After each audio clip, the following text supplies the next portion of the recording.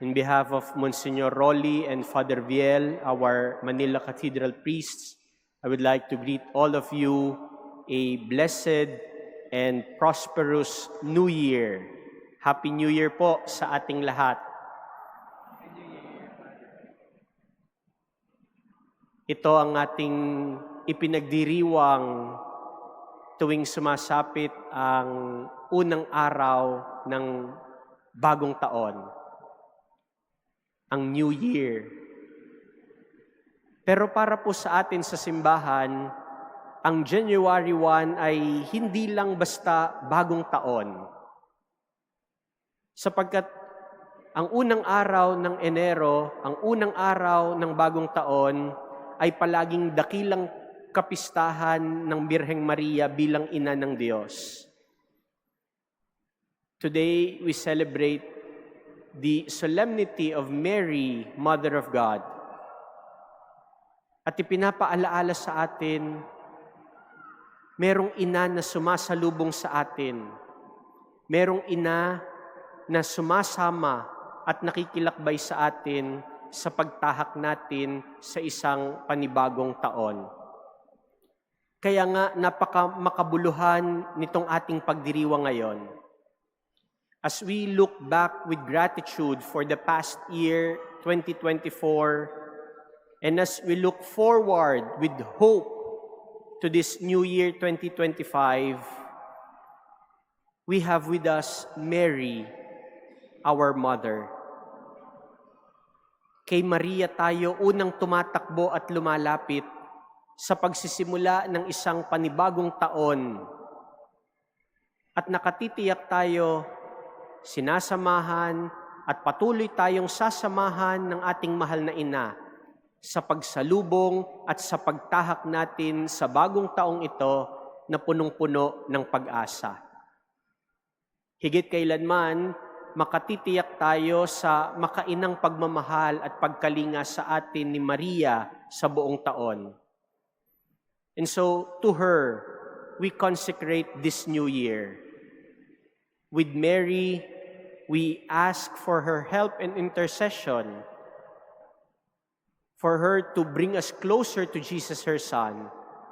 Kaya po, yung ating mga sarili, yung ating kani-kanyang mga pamilya, ang ating mga pangarap, ang mga gusto nating gawin sa buhay dito sa bagong taon 2025, italaga natin sa ating mahal na ina kay Maria. At ipinapaalaala din naman sa atin ng ating mahal na ina na ang kaswertehan natin sa buhay hindi pala ibinabase sa mga nakagisnan na nating mga pamahiin o mga gawain nating pampabuenas ika nga sa buhay. No? Itinuturo sa atin ng ating mahal na ina, ang swerte sa buhay, yan ay matatagpuan at mangyayari sa tapat na pagsunod sa kalooban ng Diyos. If we want to be truly blessed this new year, then let us follow the example of our Blessed Mother. Let us follow the example of Mary. Follow God's will. Yan ang sikreto para talaga tayo ay swertehin, para talaga tayo ay higit na pagpalain. Tayo po kasi mismo, sa tulong ng grasya at awa ng Diyos at sa tulong ng panalangin ng ating mahal na ina si Maria, tayo ang gagawa ng ating ikasiswerte. Kaya wag po nating basta iasa sa mga ginagawa nating mga pamahiin lang. No? Ang unang-unang asahan natin, ang Diyos at ang kanyang awa sa atin. At pangalawa, sa tulong ng panalangin at paggabay ng mahal na ina kay Maria. Kaya kasama ni Maria na ating ina, tinuturuan niya tayo ngayon, paano ba natin sisimulan ang bagong taon na punong-puno ng pag-asa? Paano natin masisimulan ng tama itong bagong taon 2025? Una, simulan natin ng bagong taon katulad ni Maria na nagdadasal. Let us start the new year by praying like Mary. We heard in today's gospel, Mary kept everything in her heart. Mary pondered everything in her heart. Pinagnilayan niyang mabuti yung mga bagay-bagay na nangyari sa kanyang buhay.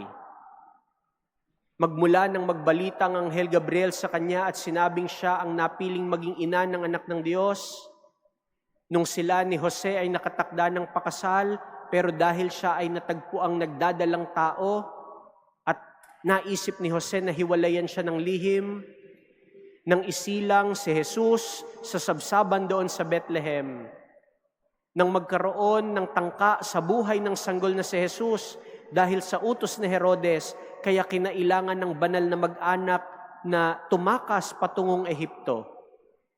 Lahat ng ito at marami pang mga kaganapan sa buhay ni Maria at ni Jesus at ng banal na mag-anak, lahat ng ito iningatan at itinago ni Maria sa kanyang puso at ito'y kanyang pinagnilay-nilayan. Mga minamahal kong kapatid, sa simula ng bagong taon, kasama ni Maria, yan din ang siyang paanyaya sa atin. Manahimik, magnilay, at higit sa lahat, magdasal. Hanapin po natin yung kahulugan ng mga pangyayari sa buhay natin. Alam naman natin na kasama natin ng Diyos sa bawat kwento, sa bawat kasaysayan, sa bawat karanasan natin sa buhay araw-araw. At dito may sinasabi ang Diyos sa mga pangyayari sa atin. Kaya ito yung taimtim nating pagnilayan at pagdasalan. As we start this new year, 2025, in prayer, let us keep in touch and be connected with God, who knows and sees everything. At patuloy tayong lumapit sa Kanya sa pananalangin. Patuloy tayo sa pagdarasal. Kasi hindi natin sigurado, hindi natin alam ano ba ang mangyayari sa atin sa taong ito na 2025. And so, we continue to consult God in prayer. And we continue to listen to Him for directions as we start this new year. Kaya para masimulan natin ng tama itong bagong taon na dumating sa atin, ano yung dapat nating gawin? Katulad at kagaya ni Maria, simulan natin ng bagong taon ng nagdarasal. Ikalawa, kagaya ni Maria, tinuturuan niya tayo simulan ng bagong taon ng nagtitiwala. Nagtitiwala. Si Maria ang larawan at modelo natin ng isang taong tapat na nagtiwala sa plano ng Diyos para sa kanya. Nang magbalita ang Anghel Gabriel na siya ang piniling maging ina ng anak ng Diyos, nagulumihanan si Maria. Hindi niya naiintindihan paanong mangyayari yon. Hindi malinaw sa kanya ano ba talaga ang gustong mangyari ng Diyos. Siya at si Jose nakatakda na sanang pakasal, bubuo na sila ng pamilya. Paanong mangyayari na siya'y magdadalang tao gayong siya ay dalaga? Hindi lahat maintindihan yun ni Maria. Ganon din sa karanasan natin. Kung minsan may mga pagkakataon na mahirap yung kinakaharap nating sitwasyon. May mga pagkakataon na kagaya ni Maria, kailangan din nating i-give up yung sarili nating mga plano at sarili nating mga gusto. At kahit hindi madaling unawain, tinuturo sa atin ni Maria, sikapin nating pagtiwalaan ano ang plano ng Diyos para sa atin. And we saw that in Mary. Mary was ready to take a leap of faith. She trusted in God. My dear brothers and sisters, our journey this new year is not a walk in the park. There will still be obstructions, there will be delays, and even complete stops. Hindi natin alam kung ano ang ibibigay sa atin ng bagong taong ito, pero isang bagay ang makatitiyak tayo. Alam natin kung ano ang maibibigay at maipagkakaloob sa atin ng Diyos na siyang humahawak sa buhay natin. Hindi natin alam kung saan tayo dadalhin ng taong 2025. Pero may assurance tayo ngayon, nandiriyan si Maria bilang ating ina. She will accompany us in the journey. She will guide us all throughout this new year 2025. Tinitiyak sa atin ng ating mahal na ina, sasamahan niya tayo sa paglalakbay. Hindi tayo mag-iisa, hindi niya tayo pababayaan. Let us just trust God's plan. And if we are trusting in God, we can handle anything that comes our way in stride. Kaya maganda po na sa unang araw pa lang ng bagong taon, nakahawak na tayo sa kamay ni Maria. Siya ang magtuturo sa atin kung paano lubos na magtiwala sa Diyos. Kaya anuman ang kaharapin pa natin, anuman ang mangyari pa sa atin sa bagong taong ito, ang itinuturo sa atin ni Maria, sikapin natin palagi ang magtiwala sa plano ng Diyos. Paano natin masisimulan ng tama ang bagong taon? Tularan natin si Maria, nagtitiwala sa plano ng Diyos. Ikatlo, simulan natin ang bagong taon 2025, katulad at kagaya ni Maria, sumusunod sa kalooban ng Diyos. All throughout her life, Mary was obedient in following God's will. Na para bang hiningan na ni Maria yung palagian niyang pagsunod sa kalooban ng Diyos. Na katulad ng pangangailangan natin sa hangin para tayo mabuhay, ganun din sa buong buhay ni Maria, palagi siyang nakatutok at nakaugnay sa kung ano ang kalooban at nais ng Diyos para sa kanya. Kaya nga merong fiat, kaya nga merong yes, may oo si Maria sa paanyaya sa kanya ng Diyos na maging ina ni Jesus. Buong puso siyang sumunod at buong katapatan siyang tumalima sa kalooban ng Diyos. Kaya yan din ang itinuturo sa atin ng ating mahal na ina. Mag-isa na tayong masunurin. Sumunod sa kalooban ng Diyos. Because obedience to God's will lead us to fullness of life and to a peaceful life. Kung marunong tayong sumunod, tiyak yung kaganapan ng buhay at tiyak makakamit natin yung kapayapaan din sa ating buhay. Kaya tandaan po natin yan. Ang tunay na swerte, wala sa pamahiin, kundi nasa buhay na matino at masunurin. Ang tunay na kaunlaran, yan ay makikita sa isang buhay na nagsisikap, gumagawa, kumikilos ayon sa plano ng Diyos.